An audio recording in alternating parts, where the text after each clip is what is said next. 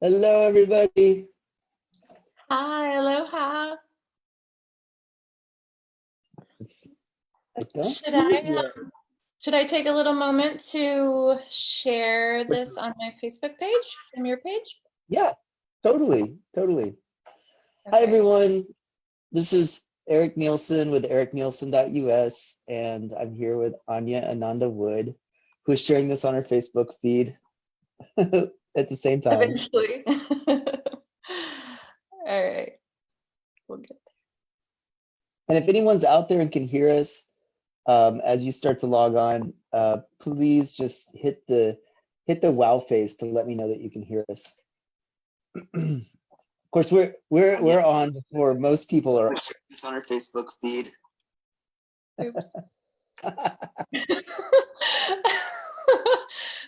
Okay. Well, I think I could. This is like the most common. These are all the errors that first time live streamers go through. Okay. All right. So just as a preface to what we're going to talk about, I wanted to talk to Ania because we've had very similar journeys with our health. And I was writing an article about 2 weeks ago that was talking about alternative things that you could do to help your immune system around the COVID-19 virus. And she shared a post with me from a young lady who had written many different things, and she got a lot of flack on the internet for it, and she eventually took her article down. And I was writing an article at the same time and posted it and had a very similar experience where everyone who has any anti-herbal bias or any ideas about the medical establishment they just came out of the woodwork to attack all at once. So it really brought up an interesting subject for me, which is the journey that some of us take in navigating between these different ideas of health and trying to find what's right for us and what's right to share with other people. And Ania, I thought, was in a magnificent place to talk about this subject on the same thing. So Ania, could you maybe tell the audience who you are and maybe just tell me a little bit about your own journey with this? Yeah, sure. I am an NLP practitioner and couples counselor, heart alchemist, and I have been on almost 20-year now kind of healing journey with a mysterious condition that I was like a medical mystery. I couldn't really walk in my early 20s, like all this like deterioration, inflammation. All of these specialists were like, okay, referring to the neurologist, the rheumatologist, the sports medicine specialist, like getting like blood tests and like all sorts of like MRIs and so many cortisone shots and yeah, it's like there was like something going on that Western medicine like couldn't really figure out why my like body was deteriorating and all this like joint pain and inflammation. And I just ended up through like just honestly trying so hard with all of everything that Western medicine had to offer me and like all these different specialists and like getting my hopes up like, oh, okay, maybe the neurologist will tell me something, or maybe this like super well-respected rheumatologist will tell me something. And like, I even had a moment with that like really highly recommended rheumatologist where they're like, oh wait, I got to get my nurse and colleagues in here, like, whoa, look at her body, whoa, this is not something we've never seen before. It's like I was yeah, there was this like curiosity to them rather than they being like any kind of resource for me. And with all these cortisone shots and things, it just deteriorated. And until I was like, well, after a couple of years of this, it's like, okay, that's not helping me. And so, I mean, I was the kind of person that like I had a friend, and this is all happening kind of like in college. I had a friend who like went to acupuncture for migraines. And I was like, well, that's a placebo. That makes you feel better. Like poking needles has nothing to do with headaches, you know? And then how confident you were in that idea. Oh my God. Oh yeah. All of these ideas I was so confident in have like been shattered. um, and I'd then like to maybe explore also where that confidence comes from, maybe a little bit later. You know, yeah, because sometimes you get confronted with other people's confidence that you're wrong, and maybe we could look at what leads to that kind of a confidence sometimes. But please go on with your story. yeah. And so basically, I wholeheartedly leaned into everything that Western medicine had to offer until like it was just like I was 25 and I was enviously looking out my window at the old ladies like hobbling down the street because I couldn't even do that. Like I basically needed a walker, but I wasn't going to get a walker in my 20s. So I would like lean on my bike to go 2 blocks. And that was like as much as I could do. And so it got to this like really low point where it's like, okay, well, fuck it. Like I'll try these other things. I'll try acupuncture. I'll try like energy healing. I'll just try herbs and changing my diet and all this kind of stuff. And, you know, it's all like my soul chose this journey, I think, to also be the healer that I am and just like inform my consciousness about just like that mind body connection and how there's different like shamanic tools that really help in healing. Mm. And so it's like in the big picture, it all makes sense. And yeah, and then I just went into like Eastern medicine and more like alternative therapies and herbalism.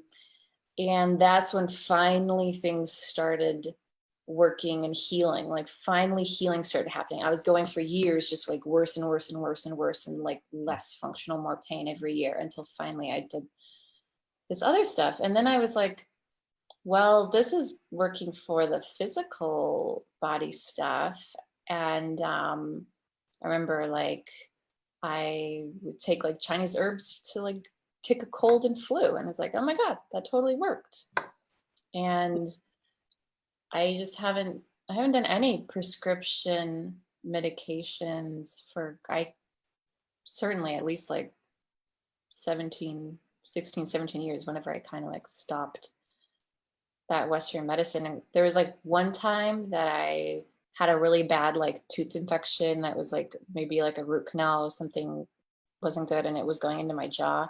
I got like massive, like strong antibiotics and that didn't work. And then I went to my acupuncturist and got herbs and they worked better than like 2 rounds of like some like super intense antibiotic. And that was kind of the final like, okay. Oh my goodness. You're bringing up so much for me as you tell your story. Mm-hmm. But my story is very similar. You know, I'm working with a long-term chronic illness that requires medication, things like that. And I've had a couple of moments in my health history where I had an acute issue. And I was very similar to you. I remember I saw at least 17 doctors. So, you know, the heads of their department came to look at my throat. And I had pathologists sticking needles into my neck and getting biopsies, and I had one of these crazy arms that goes into the throat, kind of like out of the Matrix, you know, when they stick that thing down his throat. I had something like that happen, and everyone had the same answers. I think I had 25 vials of blood drawn over a 2-week period, and no one could figure it out. And it was a combination between my own research, getting off one medication, and I had a client who saw what I was dealing with, and she said, "Oh, let me get you a jar of colloidal silver." And she came to the session with me the next day with a jar, you know, one of these little ball jars of colloidal silver, and I started drinking it. I think I drank half the jar, and within a day and a half, this month-long steady decline that I had been going on, suddenly I felt 50% better. And then 2 days later, I felt another 50% better. And before I knew it, I think by the end of the week, I'd gone from feeling like I was on my deathbed, ready to write a will, to going for a jog around the city. and I was like, Oh, okay, okay. So that was a real wake up call for me, where I really, it really hit home how much I could trust in my own medical curiosity, my own ability to uh, find health outside of the establishment. And and then I have a similar story that I always try to counterbalance that story with, Mhm. where I had a stomach parasite, and I've been studying herbalism all year. I had this whole medicine cabinet with these amazing stomach cleanse kits. I had all the medicine dialed in. I had my colloidal silver generator. I got this maybe like 2, 3 days of diarrhea where I knew something was wrong. And I hit it with everything I knew, every tincture, every herb, every process, every jar of colloidal silver. And 2 weeks later, I wasn't better, and 2 weeks was going into 3 weeks, and I finally went to the doctor, scheduled an appointment, went to the doctor, and they gave me this really, really harsh medicine. But I think I lost like 6 to 10 pounds before that harsh medicine worked. And for me, that was a kind of a calm establishment. So it was kind of this happened in both sides, where I became the skeptical of the medical establishment and anything it offered, and then relied too heavily, and then on the opposite side, where I was relying too heavily on the medical establishment, and it was the other side of the story came to save me. So that I sometimes find myself in that balance between the two energies, you Mhm. know. By Yeah, the and way, what, oops. Well, I don't know if this feed is going out, but it says I'm the host now. So oh, Eric's coming back. All right. Yay, you're back. yeah, sorry, I don't know what happened there. It Zoom was just getting a decided. little choppy. Your signal, I think, is a little choppy. Okay. Let me see if I can. I'll see if I can fix that. 1 second. Mhm.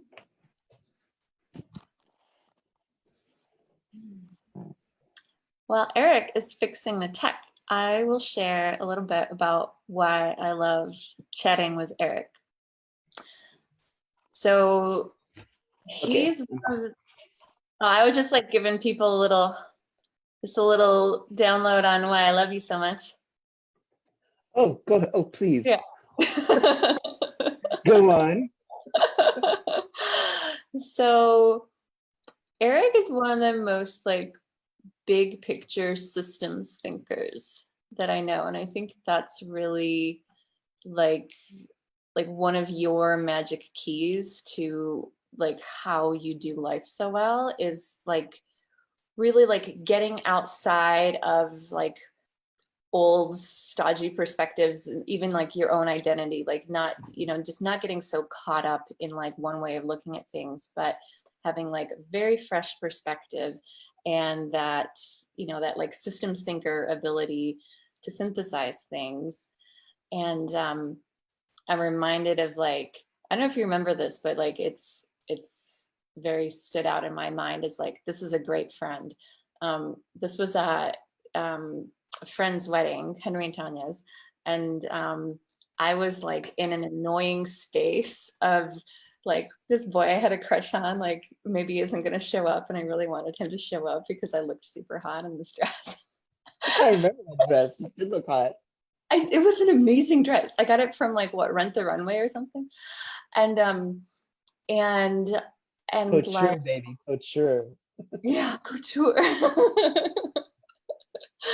This was before Harlan, everything turned around after that. But I was just like, I was just in this annoying space of like, I forgot what I was asking you, but like I was like, tell me like some advice on like what to text him or something. And you just were just like not buying into it and just being really direct and like that's, I forgot how you said it, but like the energy was like, you're boring me, and this is like not a story that I enjoy seeing you entertaining. Like, just get out of it. Like this, you can do better than that. Just like stop recycling this energy.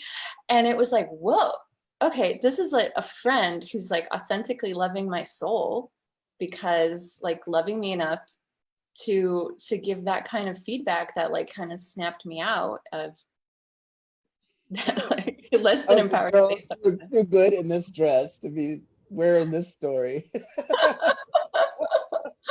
Yeah. Well, thank you. I really appreciate that, Ania. And I think one of the things that I have always appreciated about you is how unabashedly you dive into self-care and self-love and just take care of yourself with your whole being. You're like, let's just throw everything at taking care of myself. This is my one life. I'm worth it. Like, no holds barred. And it's such a good, sometimes I can be a little Spartan in my existence, and it's such a nice counterpoint, because it's like, oh yeah, that does look delicious. That smoothie does look delicious. I want one too. That fuzzy bedding does look delicious. And I appreciate that you invite so many other people into that same level of care of the being, care of the vehicle, care of the person. So Yeah. that's one of the reasons I thought you'd be a great person for this conversation too.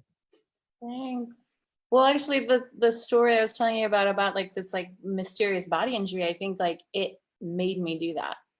Like, yeah, like that manifestation of that pain was like my soul being like, honey, we want so much more deliciousness. We want yes, experience like so much more than you've been programmed to allow yourself. yeah. I think I just saw that Tanya was watching. Tanya Noguera was watching. Oh, Yeah. yay. If you guys can hear us, hit the wow button or hit the wow face and tell us where you're all coming from.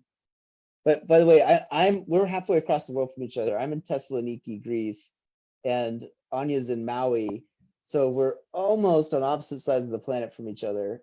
And maybe we'll catch everybody in between. Yeah. Yeah, I'm sure we'll get a lot more replay viewers. It's so magic to just to have you in my office. So one of the things that came up in what you're talking about was this thing that you get confronted with, or that you actually confronted someone else with, this assuredness that they were incorrect to use acupuncture. And I want to explore that a little bit, because I think that the medical establishment is a huge, of course, resource to people. Like, there's so many answers. There's so much great wisdom in that silo of information. And I use silo because now that I've been exploring what's out there in the realm of health, I've experienced 10 silos, 10 columns of information that all have their own language, their own community, their own understanding of what's going on. And in each silo, there sometimes is a reticence to go outside of that silo. There's almost a defensiveness towards other information silos. The medical silo is the one that we are, I'd say for the most part, trained to believe in. It's the one that the government points to. It's the one that government and business all point to. Like, business pays for medical insurance, like when we have employers and things like that. Governments require medical insurance. Medical insurance, the first thing it will pay for is a doctor, a medical doctor, before anything else. Some medical insurances will pay for acupuncture and more holistic practitioners, but the first thing it will pay for is the emergency room. Yeah. So let's go ahead, Ania. Oh, I was just like, what's coming to my mind is like, because of liability issues. because they have all of those like, you know, like science and licensing boards and all of Yeah. that. And so it's like the government, like we're not responsible. Like there's gonna be the liability issues are all kind of like mechanized and sorted out versus like herbalism, so much more self-responsibility is required to do that and to engage in that as like your health resource. Yeah. Yeah. And in some ways the medical establishment can offer those quick they're really good at some of those quick fixes, and they're really good at some of those emergency fixes. If you've fallen off a car, had a car accident, I would like to go to a hospital. Yeah. But I would still like to take some kind of rescue remedy or trauma tincture. Like I would want to take some arnica on my way to the emergency room. Mm-hmm. And there's kind of there's at some level a societal agreement on the medical establishment more than any other silo of information. Now, if you go to a place like China or India, in China, you might actually say even more than the medical establishment that traditional Chinese medicine has a stronger foothold times 3,000 years of a foothold than maybe allopathic medicine. And because of that, their medical establishment's much more integrated with the herbalism aspects, of traditional Chinese medicine. Same with India. You'll see that the doctors are more threaded in with these other systems of thinking. But in the US, it's not quite so much that way.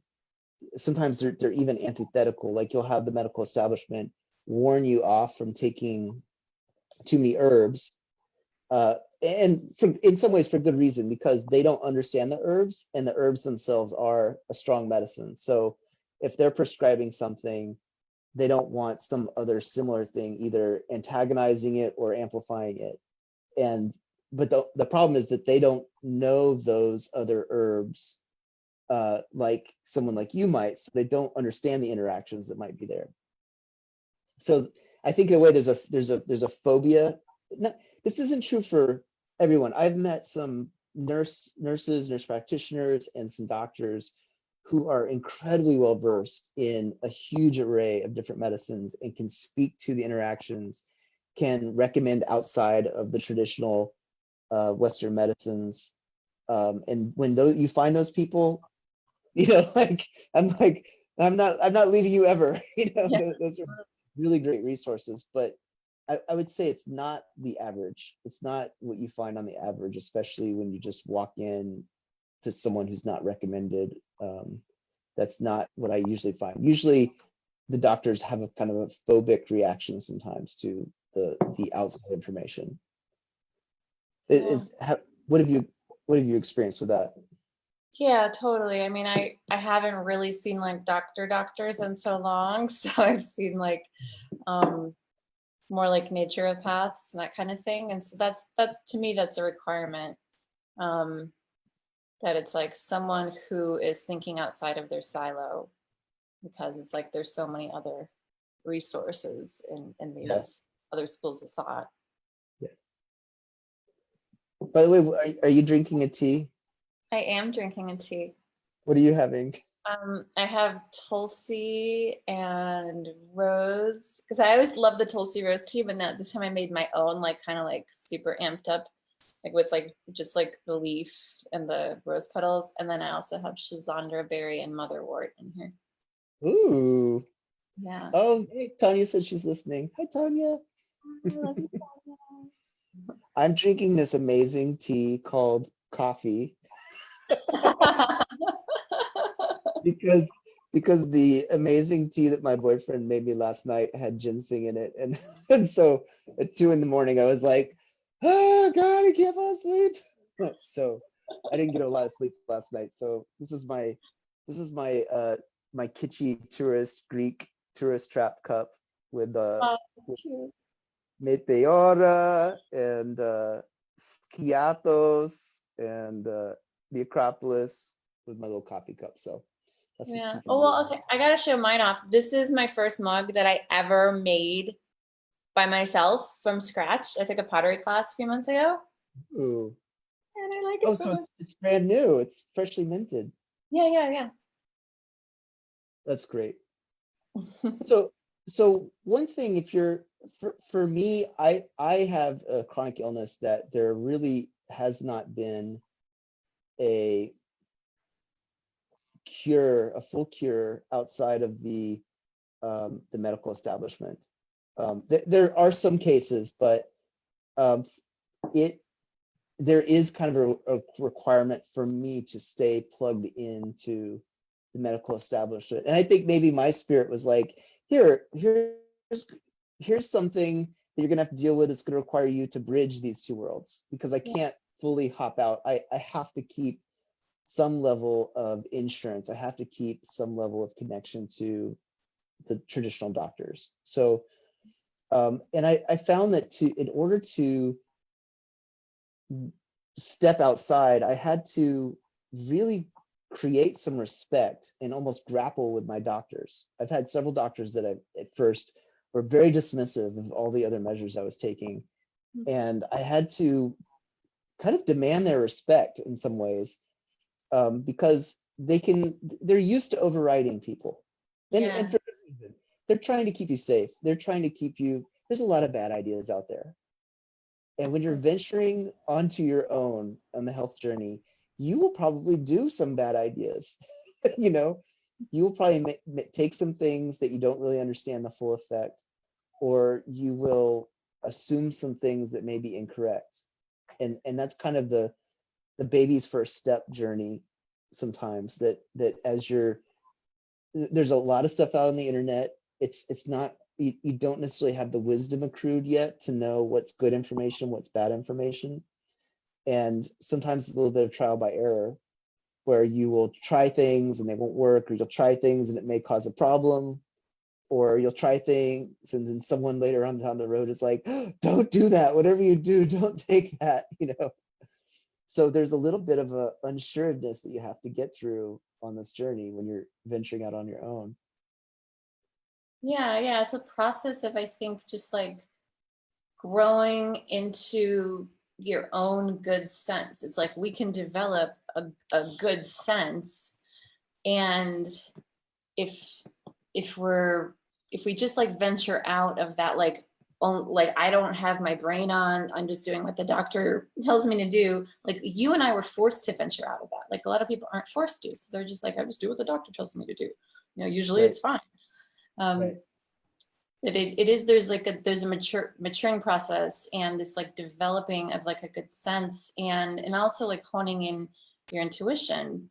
And I love that you say, like, you know, you've had to kind of like fight for doctors to like take into account your perspective and then the different modalities that you're working with. That reminds you of, you know, Susan Weed, the herbalist. Oh, love her. I love how she yells at the microphone all the time. You know? Yeah, I think it was her that said, because my sister-in-law was Yeah. trained with her, and then she started her own herbal company on the East Coast and like herbal conferences, and she trained herbalists. And so she talks about like she got from Susan like the wise woman way, the wise woman approach to medicine, where like the first time you meet your doctor, like, but Susan says probably super directly, she's like, I'm hiring you for a consultation service. I'm taking in your educated perspective and I'm weighing it against my own wisdom, my own judgment, my own intuition. I'm taking in lots of expert perspectives, and I'm the ultimate decider. I really appreciate that a lot. Yeah. That's a great way to say it. I love the framing of that.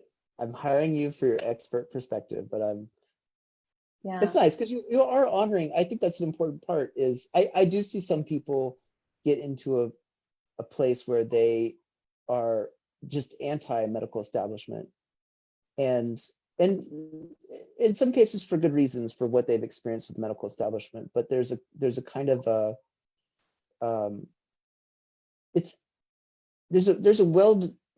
it's nice to respect people for all the hard work that they put into their skill, their craft, and what got them to that lab coat. Totally. You know, and it's easy to take that authority that society gives them, and also that all that education gives them, and to place it above your own wisdom and knowledge. And and sometimes it is a good idea. Sometimes it is a good idea to put yourself in someone's hands who does have more skill. But for a lot of us, that hasn't always been the right answer. And it's this the alchemy of taking that information in and weighing and measuring it and integrating it into your model of what's happening, and then sorting it out. And sometimes and not being stuck on your answer. You know, in my case, I couldn't be stuck on my answer that I had to do it on my own, and I couldn't be stuck on my answer that they had the answers all the time as well, because that will swing back and forth from case to case, from illness to illness, to issue to issue. Yeah, I found from my experience. Yeah, and I think like, can everybody still hear us? I noticed my video froze a little bit. So if people can still see us online, could you just hit like a heart or a wow or something like that?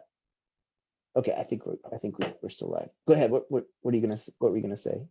yeah, just like to speak to that, like the herbal haters. I think, you know, it surprises me when they show up, because when I like shared that article with you that like a Facebook friend shared, and I was like, oh my God, this is great. There's like so much info. This is like so wonderful. This is empowering people. It's educating people. I'm so excited to see that. And I'm like, I'm shocked to hear that you had the haters coming at you, because I'm like, it's so researched, it's so like balanced, it's just like, I'm giving this helpful information. I believe that like they are like, they're in that paradigm of like people aren't empowered or educated, and so we have to take care of them. And to efficiently take care of a mass amount of people, you need to just have this like top-down medical establishment, double-blind studies. Like, that's what we're going to believe. Yeah. And it's so just like, it's like trying to be caring, but I think like when we get excited when we see someone just like trying to like download and share, like, hey, here's my herbal protocol for like antivirals and stuff. Because I'm like, awesome. Like every time I read one of these, it all like goes in and like starts collating. And I'm like, okay, I've seen like zinc a couple times, and like, oh, now I see like NAC a couple times. I didn't even know about NAC. Oh, now like it's like new little things are popping up. So it's like, you know, like I think we look at that not like, this is the gospel, now I shall do everything that this herbalist said, but like, oh, cool. Okay, like 3 people have said the same thing. Okay, this is good information. Yeah, and sometimes I find that the some of the herbalists have better research into the functions of the body and the stages that the body are going through. And by reading their papers, I'm not just becoming aware of what medicines are out there, I'm becoming aware of the very processes that they're describing. And this kind of brings up one of my points for why this is a very useful journey to go on. We're not at the point where we have nanobots embedded in our bloodstream that are monitoring all of our chemical levels and things like that. We might be going there. But there is no better diagnostic than our own felt sense of what's happening to our body. And we have that real time.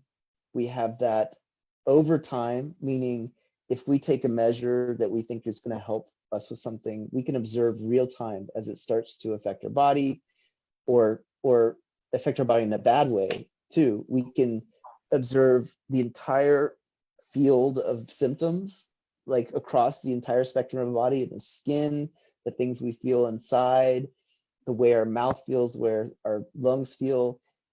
It's like there's not a mechanic leaning into the car. We are the car. And as you start to develop a rich model of what your body is doing, and then like what that doing feels like, you know, if you start to learn about the process of let's just say, you know, like in herbalism, you learn a lot about the different qualities of different herbs, whether it's warming or cooling, moistening or drying. And you start to learn like what is a moist feeling like in my body? What is a dry feeling like in my body? What is a hot feeling? What are the symptoms of heat? And as you start to map those out, you have this real-time map of what's happening in your body. Yeah. And then you also start to develop a map of the balancing energies that you might need real time. And then as you start to actually associate with those needs, as you start to develop a library of things that will help you, you can actually observe the effect of those things in your body and learn, oh, like when I take mint, within 10 minutes, I notice my heat rash is gone and I feel cooler in my body. And when I take licorice, I have this kind of pep in my step and I notice my gastric juices are flowing better. You know, and when you start to develop that library, you have this real-time responsive ability to deal with things that are happening to you.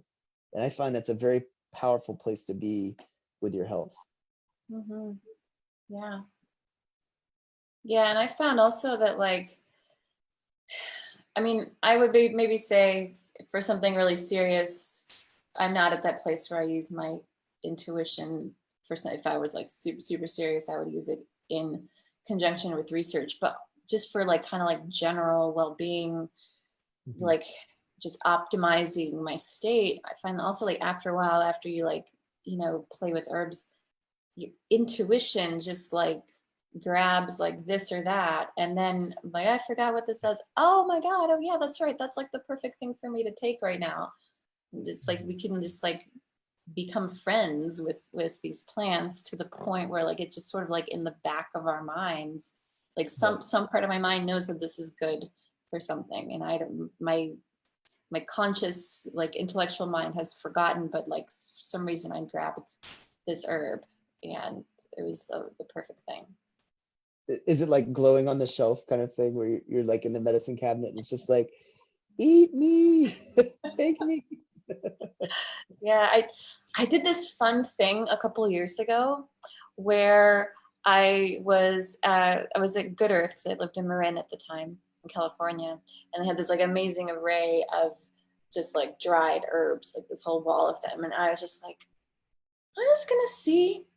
I'm just like grab things that like that I feel called to grab, and just like there was like maybe like 7 or 8 of them, and then like some of them I'd never ever used, maybe like 2 or 3 I'd ever like heard ever used, and then it turned out that these were all like herbs for your moon times to like energize the womb, to let the blood flow so you don't feel drained during the period.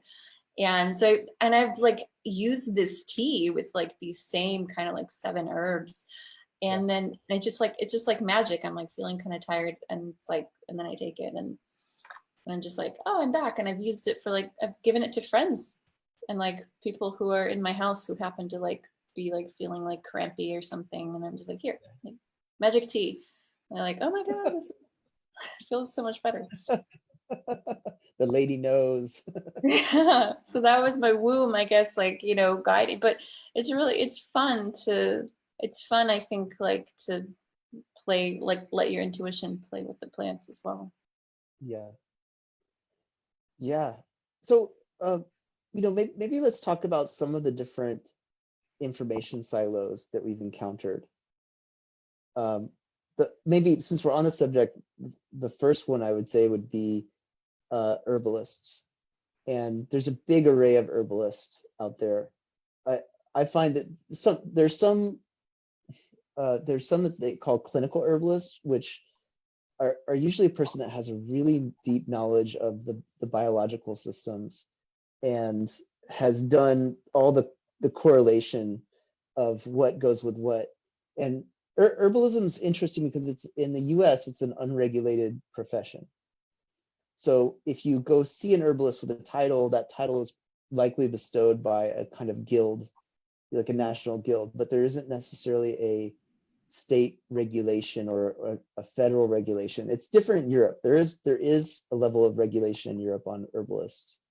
But that's one of the things that is kind of amazing about the profession, because it's definitely buyer beware. You know, when you come in, you see an herbalist, like there's no standardized education, but in some ways, because of that, I find most herbalists go beyond and above, because they want to be extra sure. You know, they really want to get their stuff down.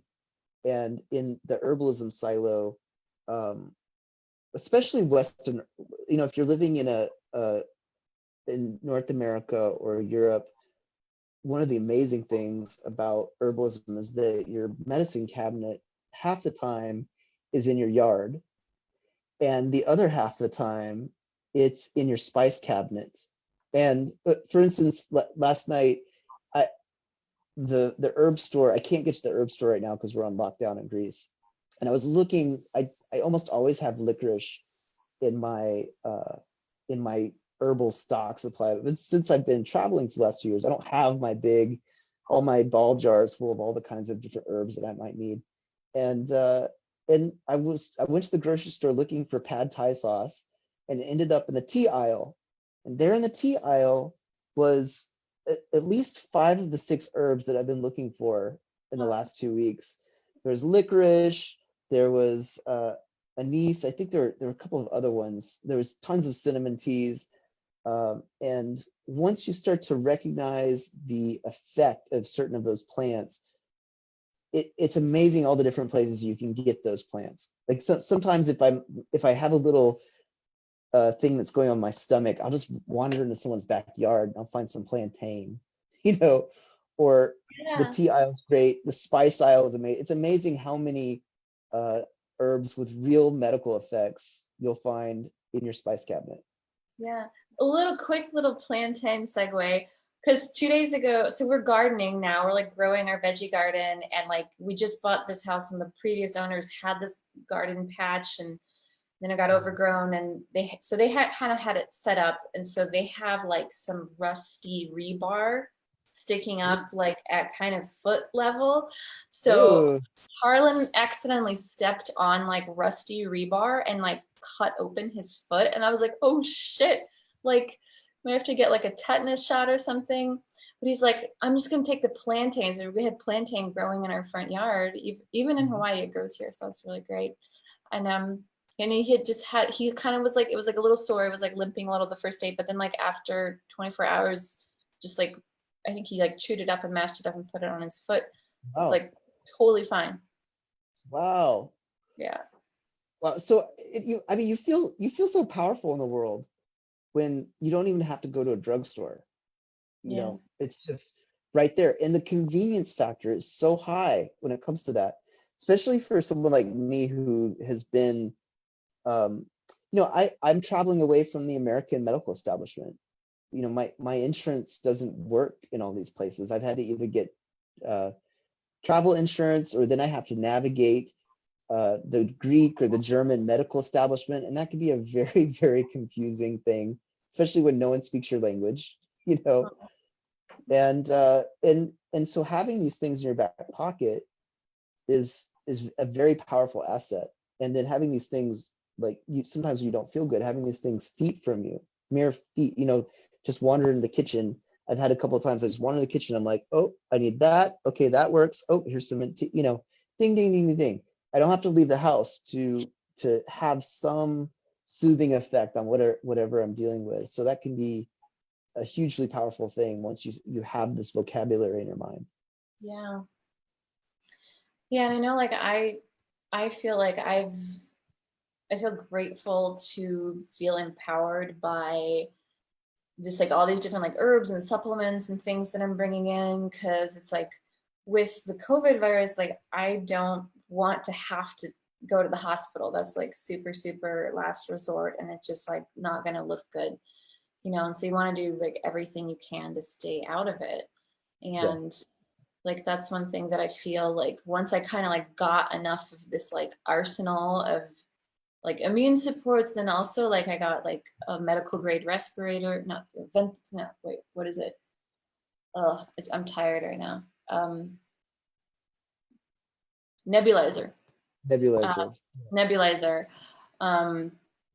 to put like nano colloidal silver in. So it's just like, I'm just kind of like stocking up and like, here's first immune boost. And then like, if that doesn't work, here's the things that are like good for like early stage antiviral, and like more like late stage, like heal the lungs antiviral. And then also just like this like inhaling nanoparticle silver that's like small enough micron size to like reach the alveoli through this nebulizer, that like, I'm like, okay, if it gets that bad, there's like still things that I can do at home. So not having to rely on the hospital.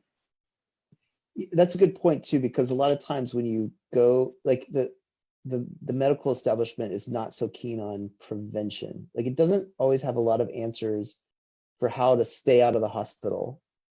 It's usually getting you once you're the last car in the accident. You know, it's trying to deal with something on its way. So to, you know, to be able to work ahead of time and keep yourself from ever feeling bad, or nip it in the bud the moment something starts to get a toehold in your system, is so powerful. It can save you so much misery, you know, in the long term. And then when you're feeling sick, the last thing you want to do is to get in your car or get on public transit, cross town, go talk to people you don't know in a room that's uncomfortable and wait for an indeterminate amount of time, you know, to finally be to someone who may or may not be able to give you an answer. Now, a lot of times they can, but half the time that I've been to the doctor, I don't get the answer I need. I don't necessarily get the answer I want. Like sometimes it feels like there's a predictable number of answers. And if your thing fits inside those predictable number of answers, then you might get helped.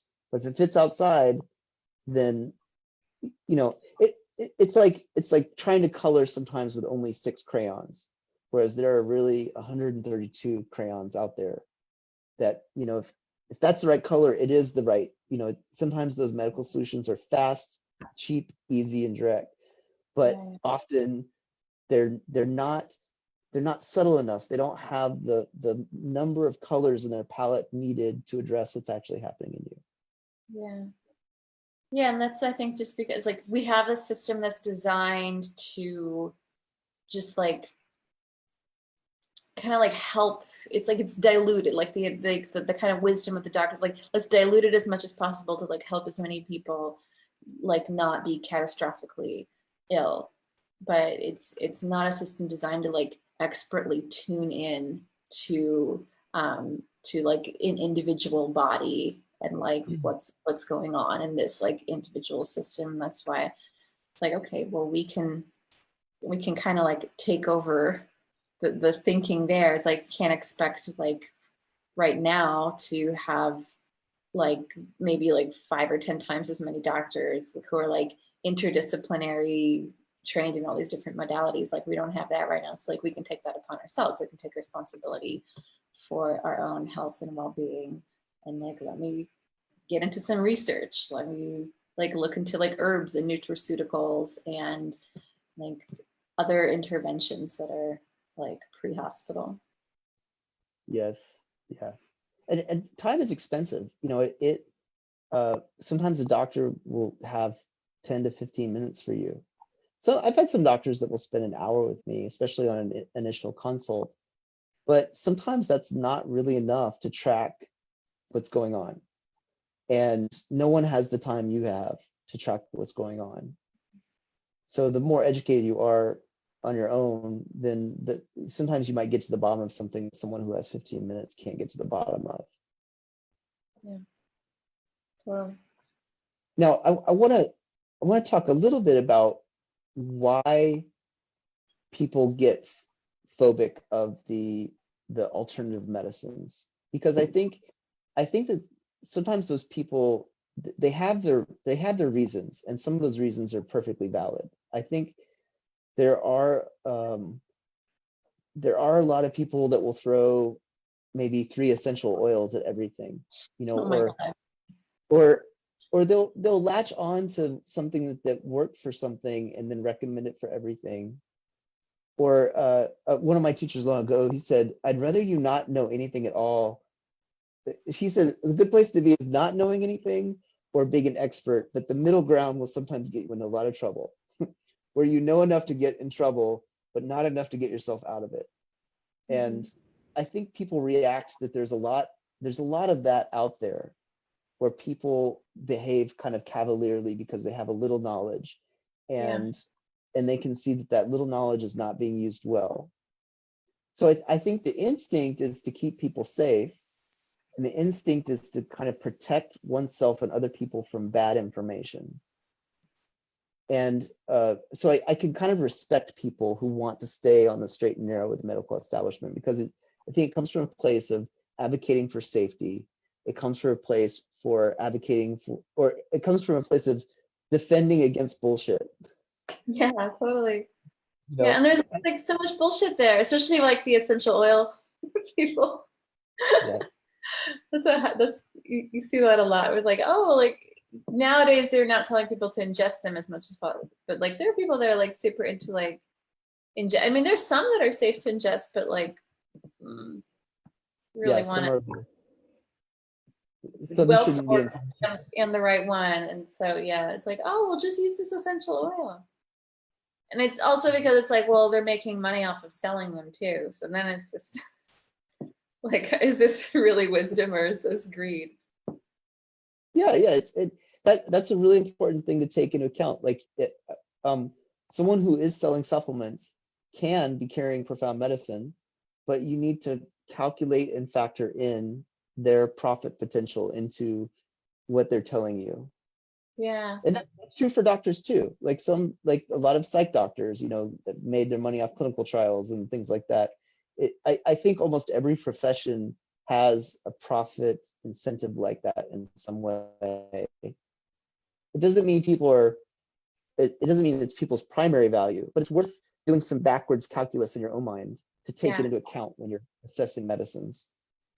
Yeah, I just realized like I automatically discount. I'm like, there's so much other information out there, that research that's not people selling it, that I just like, as I like research, I'm just like, oh, is this someone selling? No, like I'm not even gonna bother, because like there's other things I can look at that are more pure.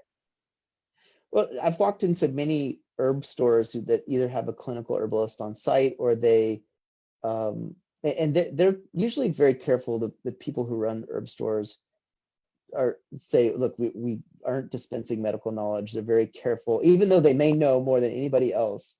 They're usually very careful about what they're recommending. But they have a profit potential in having you walk away with maybe a tincture too. But I find that usually they're very careful about what they're saying, and they realize they have the whole library there, that you're coming in for something.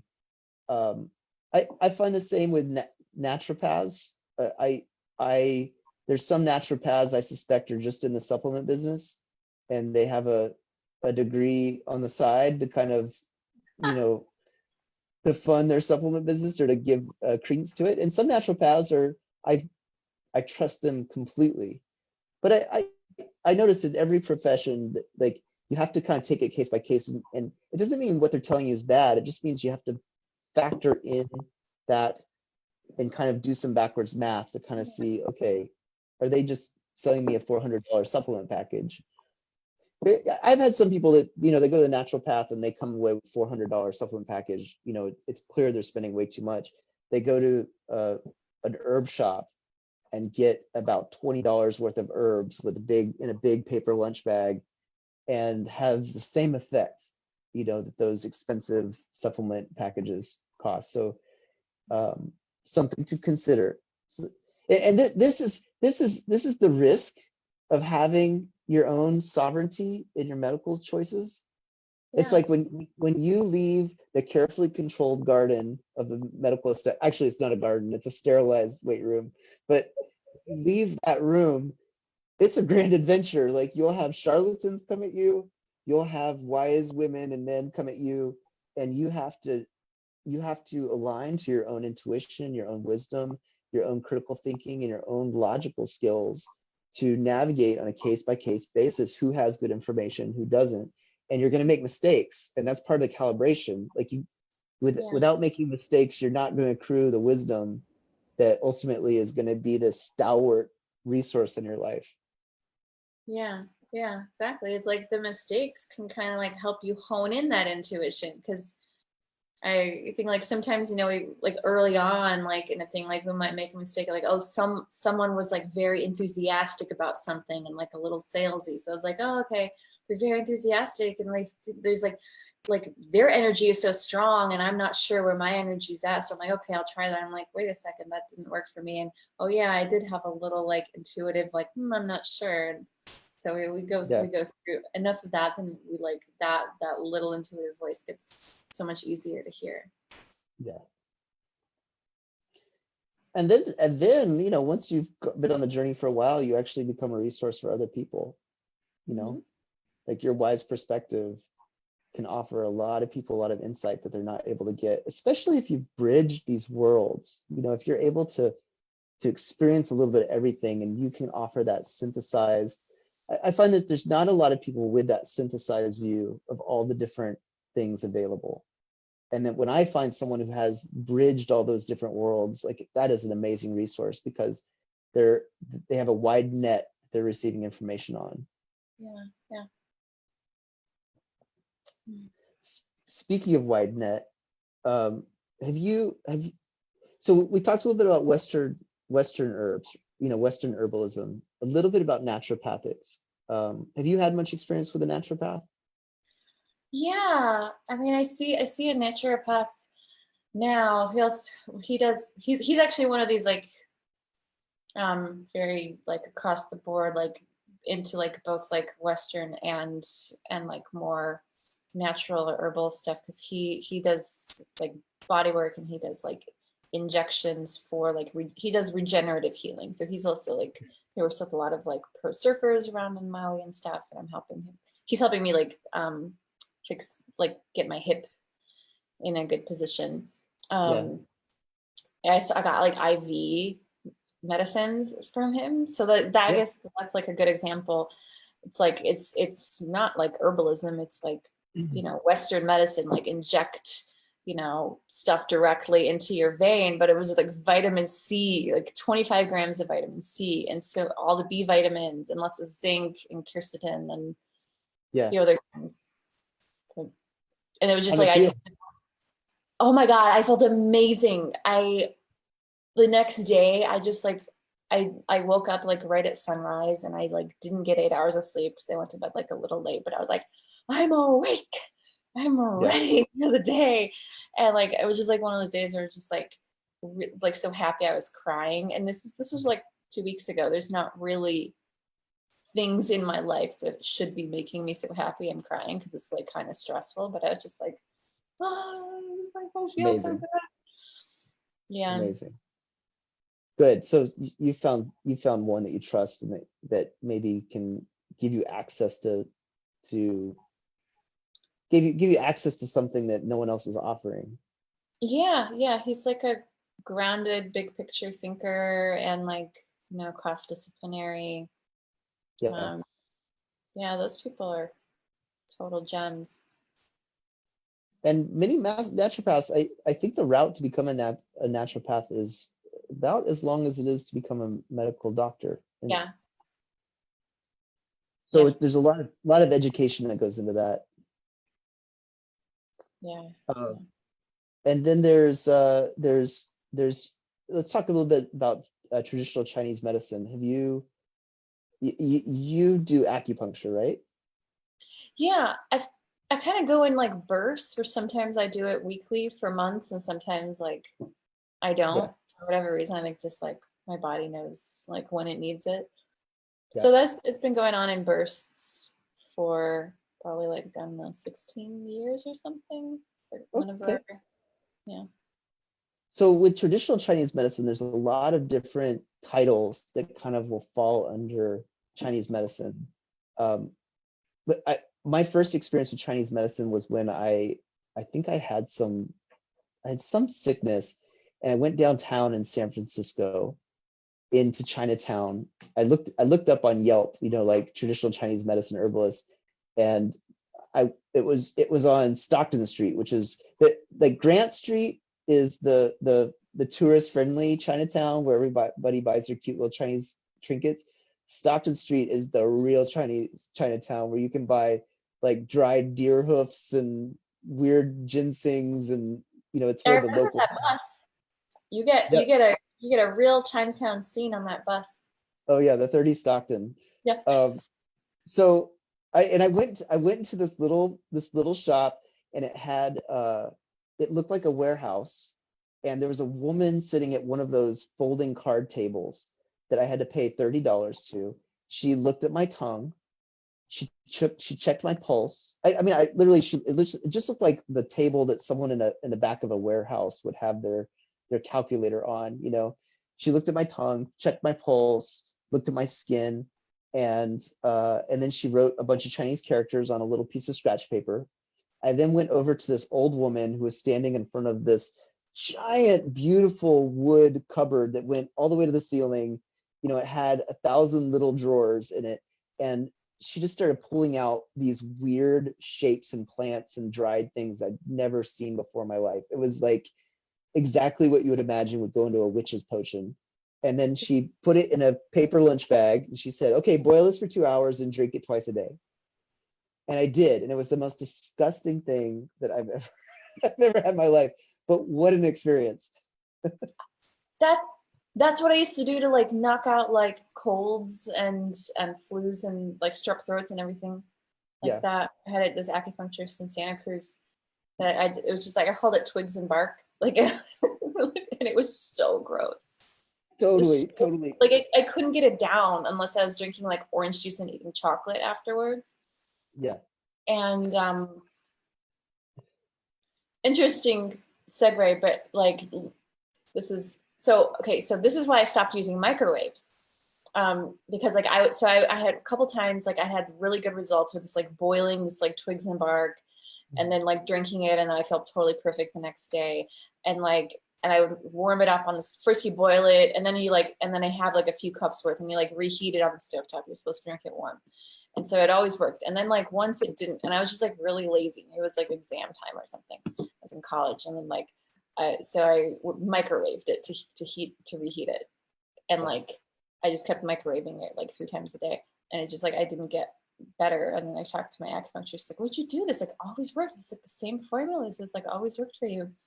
And yeah, like the microwaves like break down the molecular bonds and change the structure of the medicine. Oh, interesting. Yeah. That was your aha moment. Yeah. Well, I recently started using a microwave again. Maybe you don't want to do that, Eric. Right. Mostly just to heat water, but okay. So what some of the other ways that you might encounter traditional Chinese medicine, acupuncturist, you might through a Chinese herbalist, like what I saw. One of the amazing things I love about traditional Chinese medicine is that their diagnostic tools are fabulous. Like in Western medicine, our diagnostic tools are MRIs, usually labs, like looking at chemical analysis and looking at the X-rays, MRIs, blood pressure, and they will do some, examination of the body and things like that. Traditional Chinese medicine, first of all, you have your tongue.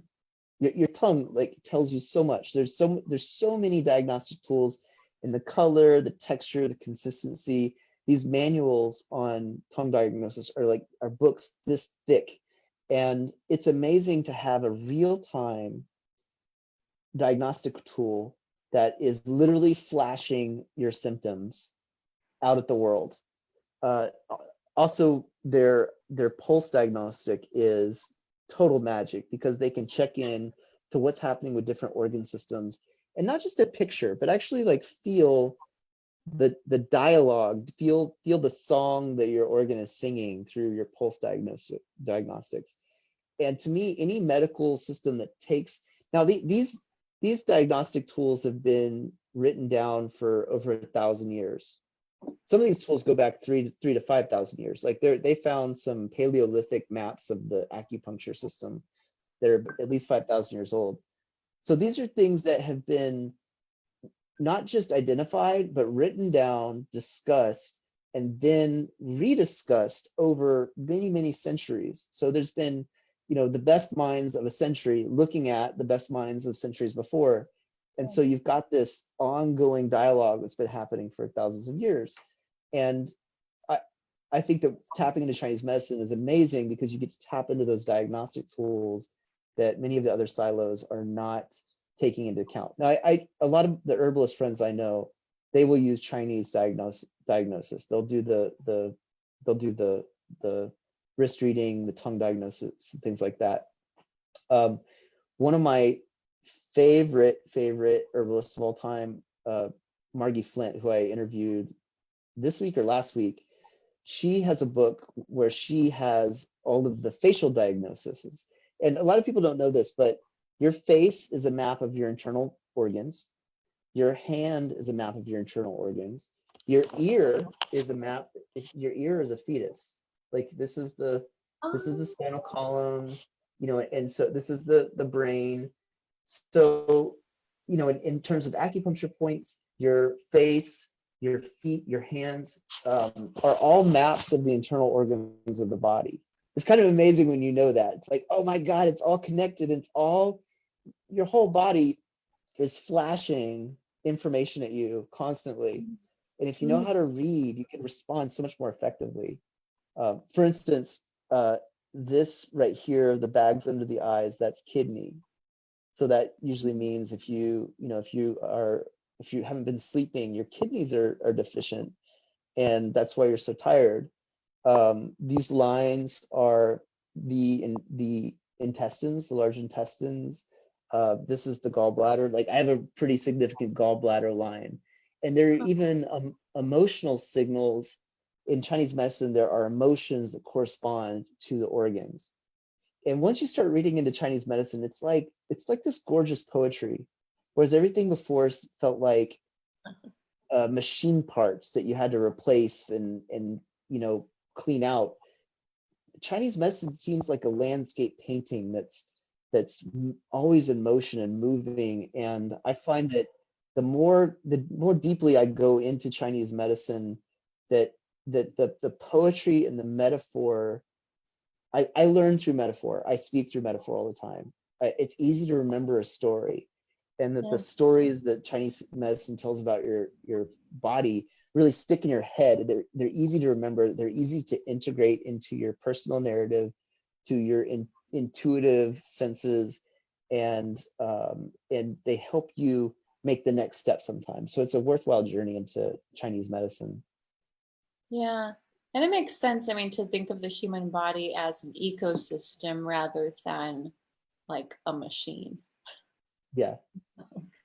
It does resemble an ecosystem more than a machine.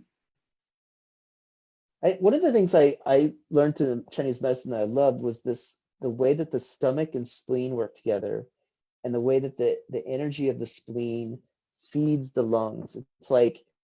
It's like a fine mist that the spleen takes from the spleen takes the essence of the food that you eat in the first 15, 20 minutes that you eat, and it takes those essences up into the lungs, where it rains down like a fine mist, coating the inside of the lung. And I just so got it when I read that. I'm like, oh, of course.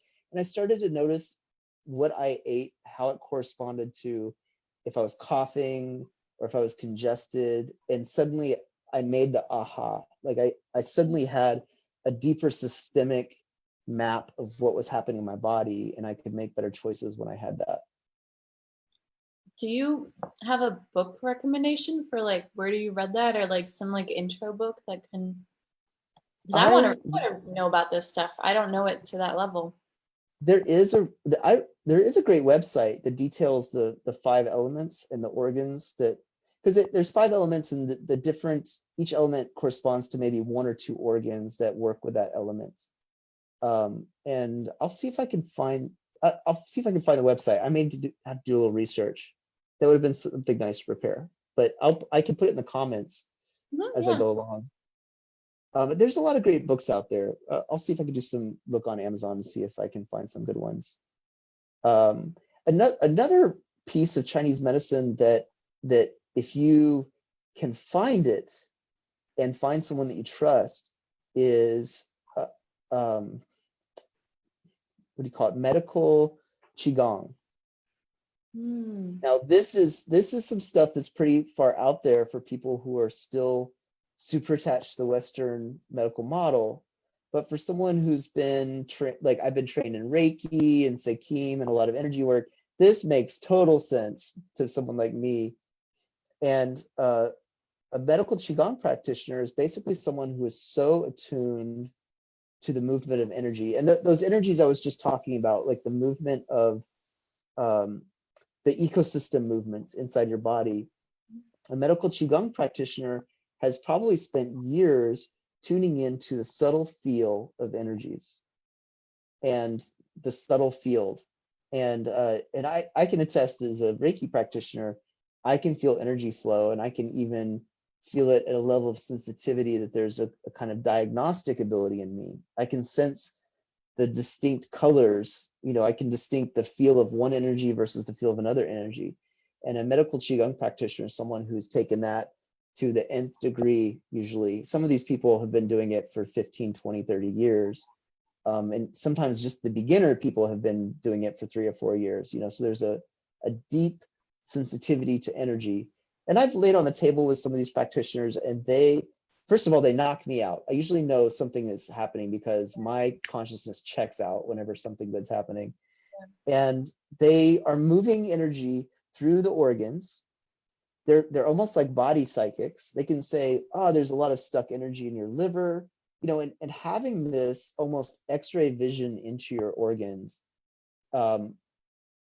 is so powerful at knowing maybe what's happening. Like, one of the things I kept getting reported by the person I worked with was that my liver had very dense energy in it. And he gave me a couple of great qigong exercises to move that energy. I also started to take things like milk thistle, burdock root that would kind of cleanse and move things through my liver. I also started to, in Chinese medicine helps this, to map what emotions work with the liver, like stuck anger, resentment sometimes sit in the liver. And I noticed I was getting kind of elbows out and like, and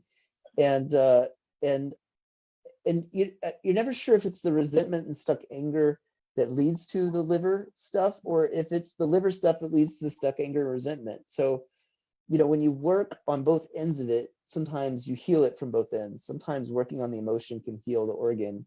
Sometimes working on the organ can heal the emotion. So I could bring my herbalism faculties, I could bring my energetic medicine faculties, I could bring my psychological faculties to working on this particular issue in my body. I also loved how he talked about there's 3 types of energies in Chinese medicine. There's the Shen, the Qi, and the Jing. And the Jing is the kidney energy. It's like basically the kidneys, the testes, and the reproductive system are in that kidney function, and it's the waters. And that's that reserve of energy that you get from the very beginning of your life. And then the Qi is what you get from the stomach and the spleen. It's the energy that you're able to transform from taking in food from the outside world. And then there's the Shen, which is the heart essence, that kind of floats around you like a beautiful cloud, and goes out and touches people. And as he described that, I suddenly got an element of my subtle body that I don't think I'd ever had before. And I started to track, these different energies. And that was a really fine education, I thought, that Chinese medicine was able to bring, especially Qigong. Yeah, I mean, just as you described that, I'm like, oh, completely. Like, I completely feel those 3. It's like, like you feel like, oh, maybe like there's like a level of like either like drained or energized that's beyond just like what you're eating, and then there's like the level that's influenced by what you're eating, and then like that like heart energy that's like sort of like when you're around like someone that inspires that movement, and he's like, oh, okay, I can feel energized, and it's not based on those other two, but like this like emotional warm cloud. It was so funny. He's told me, he's like, oh, your Shin heart energy just fills up the room when you walk in. And I was like, ooh. And then he's like, but your Jing's a little lacking. I'm like, ah. So it's nice to meet these parts of yourself, you know, and to learn about them, to develop a relationship to them. So that's kind of what on the Chinese medicine front, that's kind of what I've experienced so far. And I think we could always go deeper. And acupuncture also fits in that. Acupuncture is someone who's working a little bit like the Qigong practitioner, but they're doing it more acutely on the points in the body rather than subtly above the body. So same thing, it's tapping into this network of acupuncture points, it's tapping into this ecosystem flow between the organs, but it's energizing certain points or opening up gates. And once you dive into the metaphor, it's so beautiful. The metaphor is so beautiful, especially when you kind of get some of the older psychological level of acupuncture. Yeah, I bet. Have you? I just feeling like I might be getting a little sleepy. Oh yeah, okay. Like just we don't have to like finish right now. Just kind of like. You have 10 minutes in you? Mm-hmm. Okay, all right. I'm gonna breeze through some of these other ones, and if you have any other ones that you can mention, I just want to give a survey of like things that people can dive into and research a little bit, because these are the silos that a lot of times we miss. A big one of the other big three, there's Western herbalism, traditional Chinese medicine, but Ayurvedic medicine. Ayurvedic medicine, I'm not quite as experienced in Ayurvedic, but it's almost as big, if not bigger, than the Chinese medicine arm. And what's cool about Ayurvedic is it had like the country or the area of India is such a biologically diverse area that they have such a huge library of herbs that come from that region. And then you multiply that times 3,000 years of practice, you're going to get some great wisdom coming out of a place like that. So there's a lot of like Ayurveda is definitely concerned with the doshas. A lot of it is about balancing energies in your body. Same thing with Chinese medicine. It's about correcting balances. It's not so much like a let's go out and fix this thing. It's like, how do we bring this thing back into balance so that it functions well? And then you've got things like Reiki. And you can look up on Facebook or Yelp. You could probably find an Ayurvedic practitioner. You could probably find acupuncturist, traditional Chinese medicine herbalist. If you're lucky, you can find a Qigong medical practitioner. You might have to look up on the internet for that. Some people in smaller towns may not have that available. If you're in a crazy place like Maui, I bet there's more than one. Even in the small towns, you could probably find these people. There's Reiki. There's chiropractors. That's an interesting arm. I found that no one could fix my allergies like a good adjustment of my cervical spine. It was like magic. I would be completely clogged and unable to breathe in San Francisco, and I'd go get an adjustment, and I was good for a whole week. Like instantly, all my sinuses would clear. So I do think that there's something to that a lot. Yeah. Have you had any experience with chiropractic? Yeah, I did mostly network chiropractic, which is like a whole different thing from regular. They don't like crack. It was one of those where like I'm like, okay, I've tried so many out there different things, and like I'm just gonna trust it. Like I'm good friends with my chiropractor now. Like she's awesome, brilliant. Stephanie Bridwell in San Francisco. She's amazing. I refer people to her all the time. They have breakthroughs. Yep. But like it was like I was like, okay, I've tried so many things, but I'm kind of like, I don't even get how this works. Like, you're not even touching my spot. You're not touching my body. She's just like, she's like a modern day shaman. She's just like doing like these things, and you feel fucking great. It's like you feel so different. Yeah. And like I would feel amazing after getting sessions with her. And I actually noticed also that it made me less gluten sensitive. So I mean, Interesting. I was doing a few other things. It's like hard to tell like what it was, but I think it's also Yeah. like when you like get your body just like humming with that like vitality and that like resonance with like everything being really aligned and balanced, and like makes sense, like less allergies, less of these other sensitivities. Yeah. I'll put a plug in also. I have a network chiropractic friend, Sam Zaranovich, very similar thing. Like he would just take his fingers and just barely pinch some skin on my back. And sometimes the body isn't asking for gross measures. Sometimes it's asking for these very subtle things that awaken the natural intelligence. And that's the medicine, not, for instance, I think of in relationships, if you're having an emotion and someone says, snap out of it, it's not the medicine for the time. It's usually just adds to what's not working.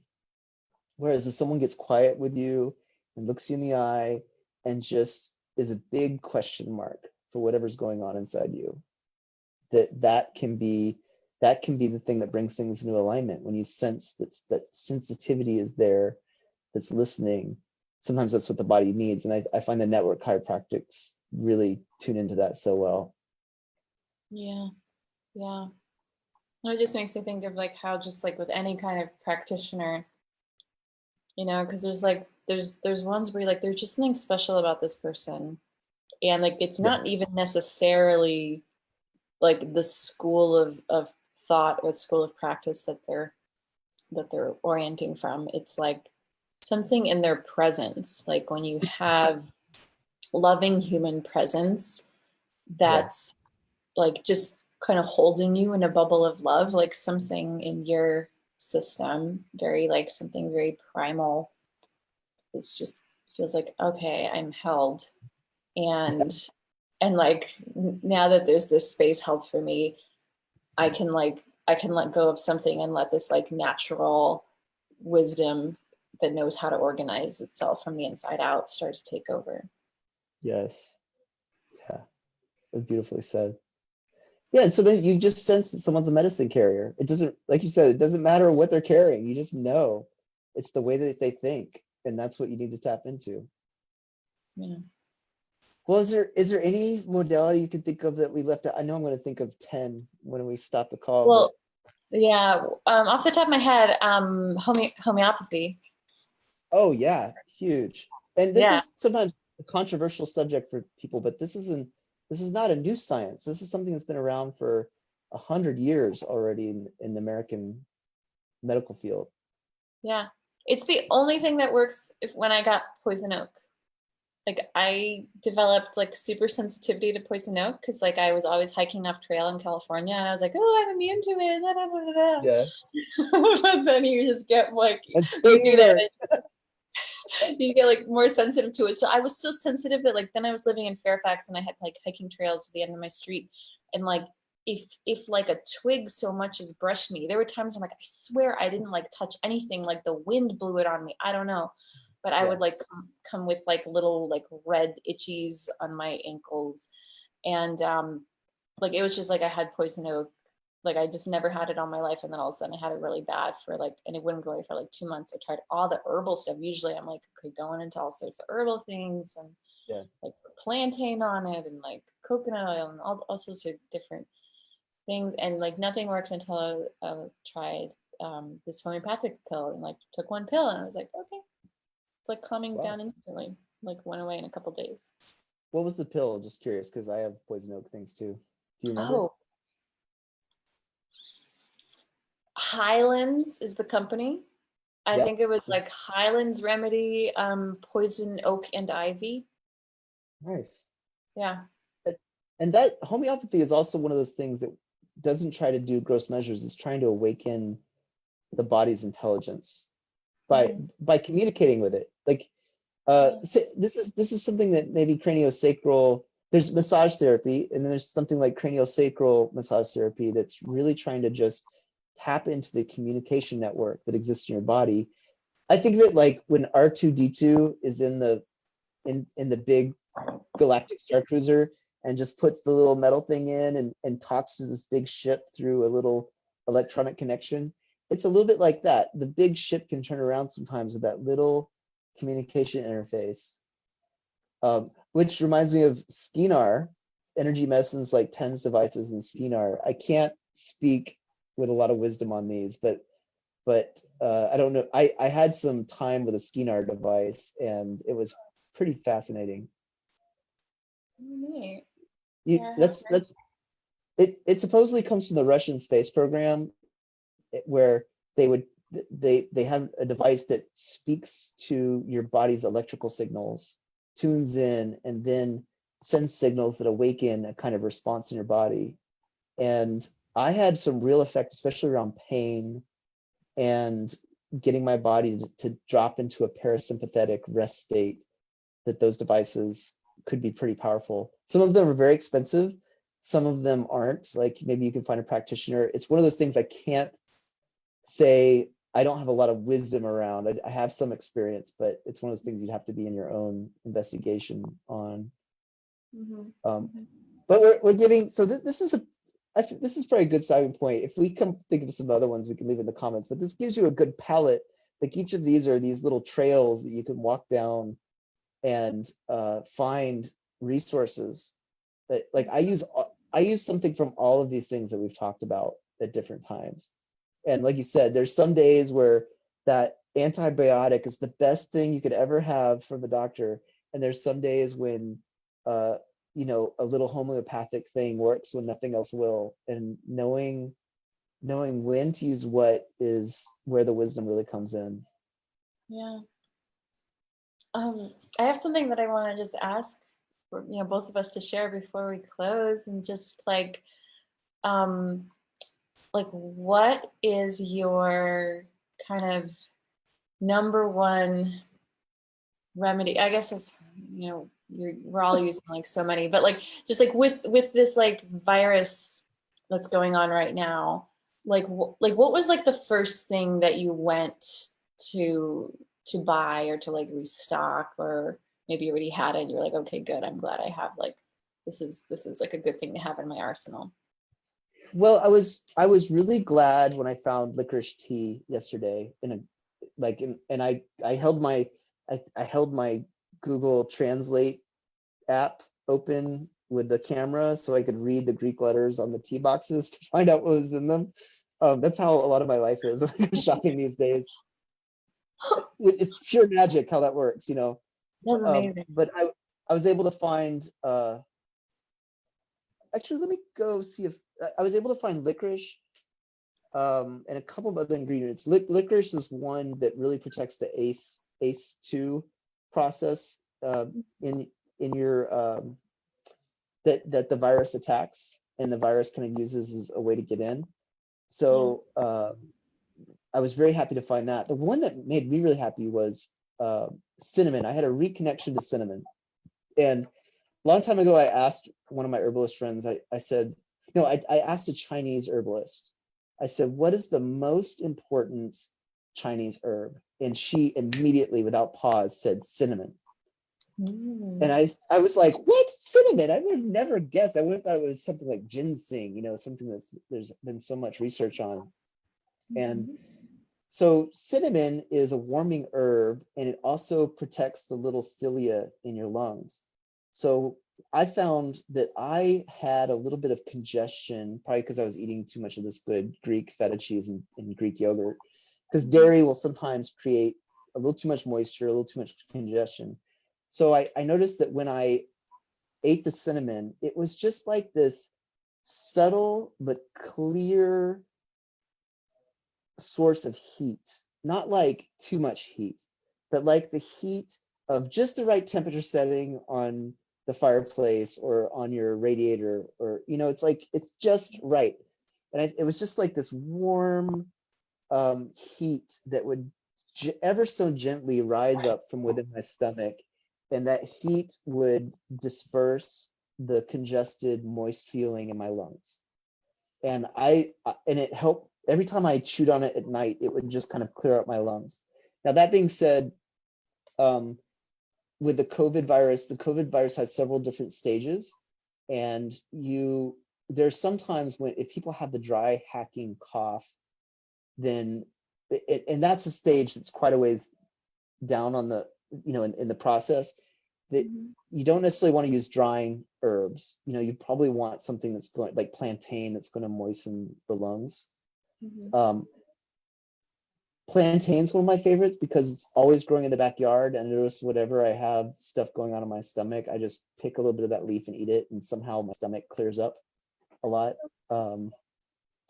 That's what you recommend for lung congestion as well, or the dry cough, like eating the plantain leaf. Yeah, the plantain moistens. Yeah, I put some in my article that I wrote a while back, and I found that there was a really great, Jim McDonald had a really fantastic webinar on herbs that I've been meaning to go through and add his information in.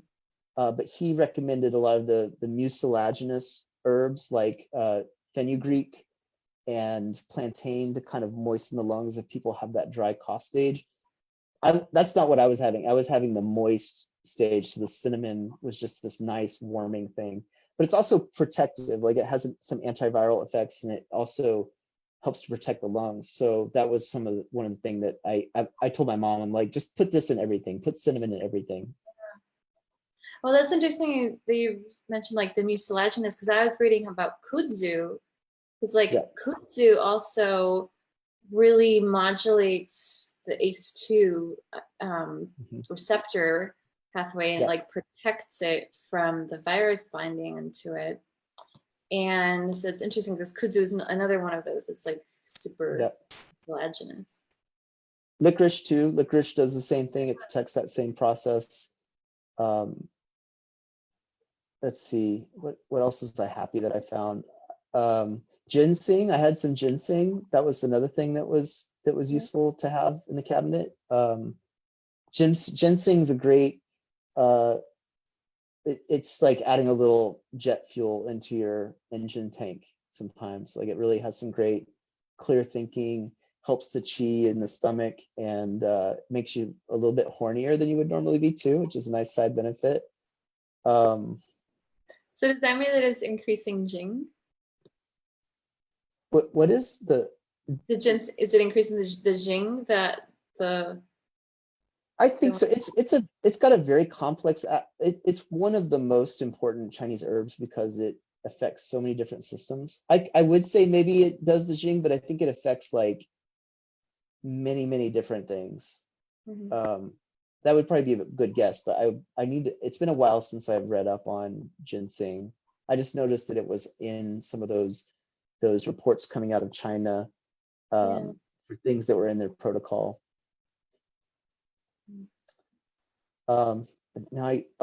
Ginger, of course. Ginger is one of those things. It's always nice. It's warming. Any kind of if you're having that cold, congested thing, any of the peppers is really nice. It's just that you don't necessarily want to overwarm if you're having the dry. You don't want to dry yourself out if you're having a dry hacking cough. So that's one of the things that's important that I love about herbalism and Chinese medicine is that there's all these subtleties, that are reflecting a biological state that you're in or process that your body's going through. And the medicine at the first stage of a COVID infection is not the medicine that you might need a week into it. Yeah. If you're going through a fever, then you probably need something that's going to relax the system and let the fever and the sweat come through. But if you're having a dry hacking cough, that's you want something that's going to moisten you up, and depending on if you're hot or cold, kind of warm or cool you. Whereas if you're having a moist, congested, phlegmy kind of experience, then you want something else. It's a different thing. Another thing. One of the teas had guafeicin, which is something that used to be in like that kind of thing that's in a lot of Sudafeds and a lot of breathing medications, lung medications. Yeah. And I think that was one of the things that used to help break up the mucus for people that are in that state. If you're in that stage, in that thick mucus, you're probably in the hospital on a ventilator, or you're probably needing to go get on a ventilator. But the thing is, sometimes there are waiting lines. Sometimes getting from the hospital to the ventilator and being in comfort can be an 8-hour process. So if there's things that you can reach for now, it's good to be aware of those things and have them around you, because an 8-hour wait may be too late for some people. You know, if you have a heart condition, waiting 2 hours to get to the ER or an hour to get to the ER can be too late. Whereas running to the cabinet and getting something that's going to help now is it's useful to know those things, you know. Yeah. Okay. Is there anything else you want to share in your medicine cabinet, or? Well, I'll share that. Like, I noticed, like, the first thing I went to when I was like, oh, okay, there's this like virus coming, time to like stock up and make sure we're immune and prepared and stuff, is like, first thing I did was I ordered super high medicinal grade Manuka honey. It's like, it's like $100 for like a little jar. It's just like, it's really like medicine. It's not just like honey for your toast, although we do put it on our breakfast sometimes, just because we're trying to take like a teaspoonful a day right now. Yes. And, but yeah, like I just experienced like Manuka honey having like incredible healing properties. And my sister-in-law, the herbalist, she like was putting some directly on her eye. She had like some kind of eye thing. I don't know if it was like something was like cloudy. She was going to need surgery. Maybe it's cataracts. I don't know what that is, but like, but she was like she was just using Manuka honey on her eye, and like, and then it healed up, and the doctor was like, this is a medical miracle. There's no explanation for this. Like, you were supposed to have surgery. Like, there's no explanation for it. But, you know, it's like Manuka is used in hospitals, you know, in like Australia and New Zealand and stuff. And yeah, it's just, it seemed like a good thing to like, if I got sick, to start like down in it. That's great. I forget what makes Manuka honey. I think it's bees that have been near a certain plant or something. It's like one kind of, I think it's a tree. It's like one particular kind of tree, I think, that has like this medicinal property that like the bees extract. And there's like I don't know if it's like UMF or there's like numbers associated with it, but I just like researched like, okay, what are the best like top 10 like Manuka honeys, and like looked at all these reviews, and the ones that tended to have a lot of like, you know, people having like good experiences with them. And so I got 2 different brands, and it's like one jar is for like daily, take a little bit at a time just to like keep the immune system strong, and then the other jar is like in case someone gets sick, we're just going to start down in it. And so if I ever, you know, am almost done with one jar, I will order another one, so I'm always have like a backup jar available for emergency. That's so great. I'm suddenly remembering some of the other things I had in my medicine cabinet that I was happy about. One of them is olive leaf, and if there's any plant that's everywhere in Greece, it's olive trees. Everywhere, every neighborhood has olive trees in it. So I'll take it's incredibly antiviral.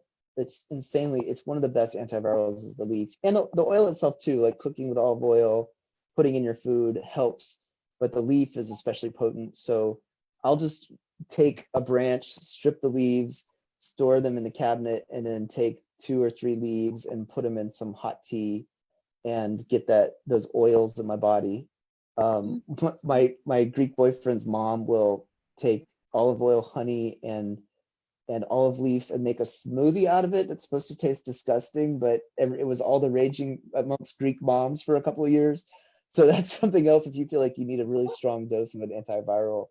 And I noticed when I was getting kind of congested that olive leaf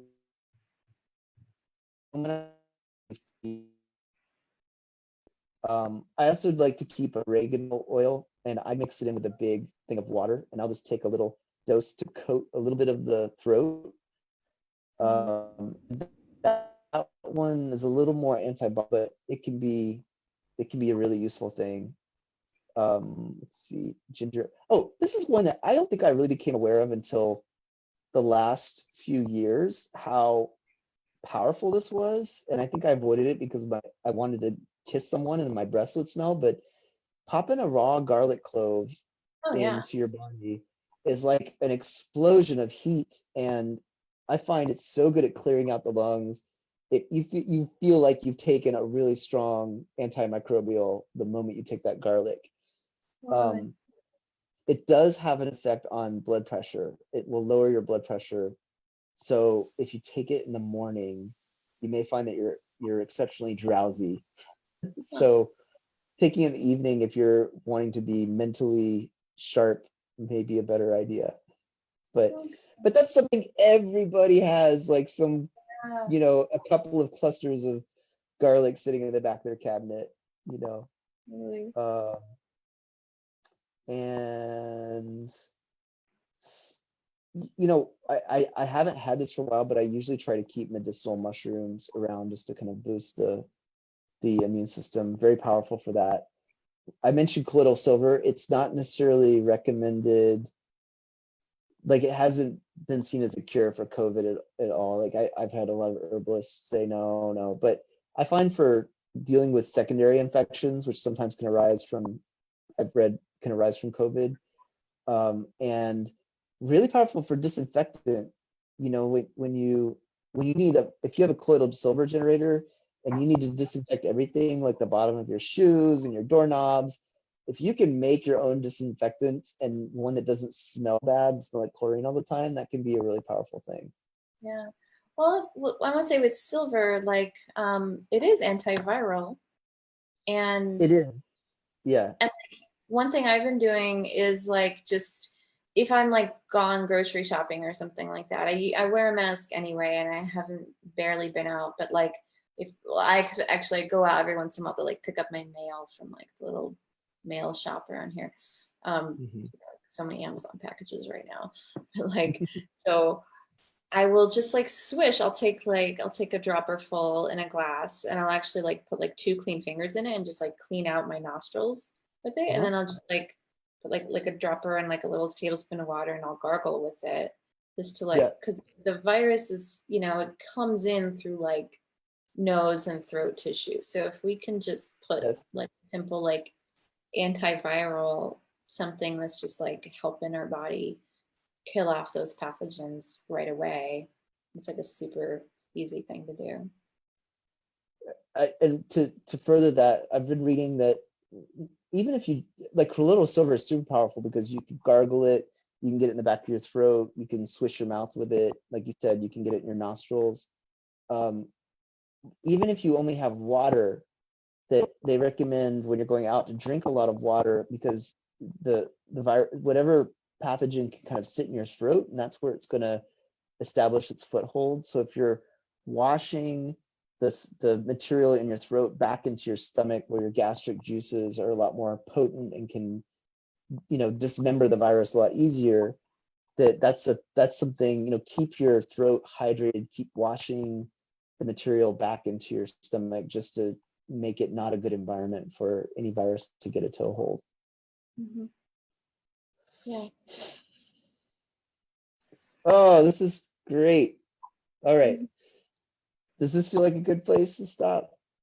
it does. I was gonna say, I was just gonna add, just also like, so you're saying you've heard herbalists say like colloidal silver doesn't kill it, but I wonder if that's like internal. I think it's like, because there's a difference between like internal ingestion of it, Yeah. which is different than like getting it directly on the tissues. Because I've heard people highly recommend inhaling it, nebulizing it. Yeah. I recommend, I recommend that too, because one of the nice things about nebulizing it is that colloidal silver can be, especially if you're taking a lot of it, can be a little bit like an antibiotic, meaning it Yeah, can yeah. flush some of your gut flora. Whereas if you're taking it into your lungs, then it's not, you're bypassing somewhat the hit hitting your stomach. Also, just a little bit under the tongue is usually what I do for taking it internal to kind of let it get into my bloodstream. The space under the tongue is a great fast entry point into your bloodstream. But this is the information silo. Like I know the colloidal silver saved my life at a period in my time, and I also have known there have been moments when it didn't work. Also, I thought, oh, the colloidal silver will knock this out, and it didn't. I've seen some herbalists that are not into colloidal silver, or they diss it sometimes, and this is one of those because they say that there's not enough clinical research on it, and this is one of those things. It's a little bit like information silo. It's a little bit like you've got to find your own way through it and test things out for yourself. I trust in it, but I won't put all my weight on it, if that makes sense. Like it's in my medicine kit, but it's not my cure-all at the same time. So it's especially for things external and disinfecting things, it can be so powerful. And I think that it can take some of the load off your immune system, because your immune system's not busy fighting some of the smaller things. It can marshal its energy to fight the bigger things. So that's my theory on it, but I'm not a doctor. So, this is just my wisdom from synthesizing all of these different ideas. Yeah, of course, everyone should check in with their own wisdom and their own intuition and do their own research. Yeah. And things like muscle testing are a fun thing. Muscle testing, or like I do kind of what I call, it's like I feel things on my body. I feel what things light my body up. This is a way of just checking in with a physiological intuition. Can be really fun to use. It's these things have to be calibrated.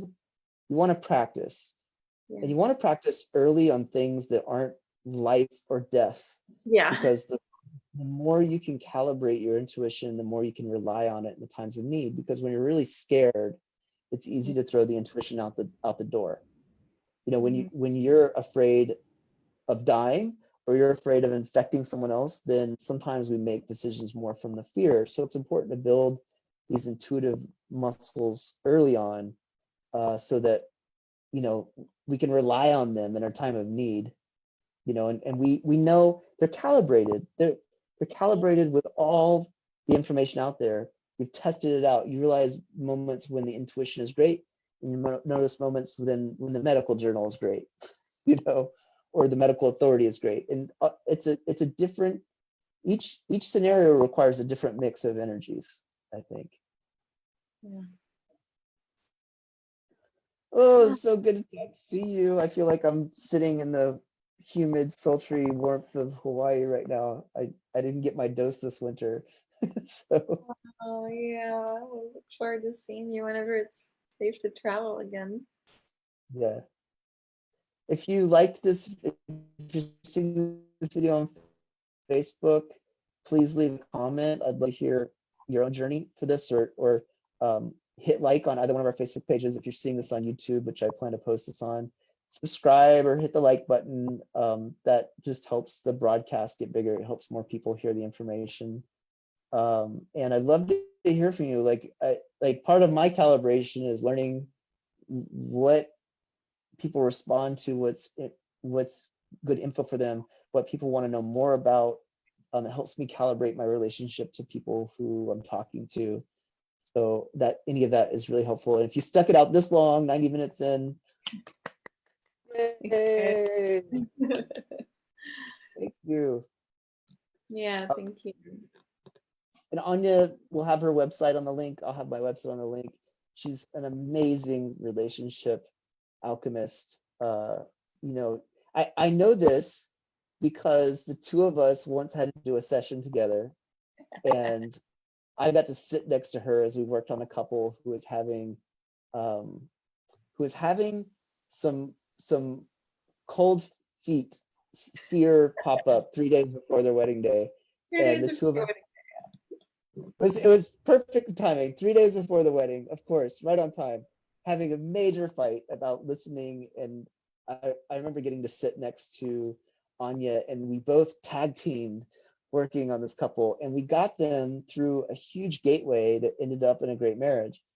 And it was so neat to sit right next to her and hear her wisdom come through and the way she worked, and get to work with the way I worked. And we were just this great tag team effort. So that was the moment I'm like, oh man, this is an ally for sure. I'm going to keep Ania close. I learned so much. I learned so much. Oh, thank you. Yeah, totally feel allyship and super resonance working with you. Yay. Now I'm going to go back to bed because I got no sleep last night. And that's good for you. Enjoy I your gotta Hawaiian go night. to bed soon too. Okay. I also I noticed my phone, I still get messages from Tulsi Gabbard, and I got a message from Tulsi Gabbard that she's having a COVID announcement today. Oh, Did you get that cool. on your phone? It's supposed to be like at 5 o'clock. But it's funny because we got a Greek text message a week ago. It was funny, so the way someone described it, it's like, after today, otherwise healthy Greeks all died of a heart attack after after getting that scary text message from their government. And the text message was like, stay inside, don't go out, the cases are rising. And I kind of wonder if Hawaii might be sending some of those out soon. I don't seem to get them on my phone, strangely. But Maybe it Tulsi might be because generally has good things to say. Good. it might be because when the volcano was happening on the Big Island, I was subscribed to the civil defense alert system, which it's useful to be, when you live on a volcano, it's useful to be subscribed to those things. Yeah. They're very helpful. All right. On that volcanic note, Aloha. aloha, Ania. And I'll see if I can, ending the live stream is its own fun journey. There we go. Okay. I'm going to end. Second, I'm going to end this.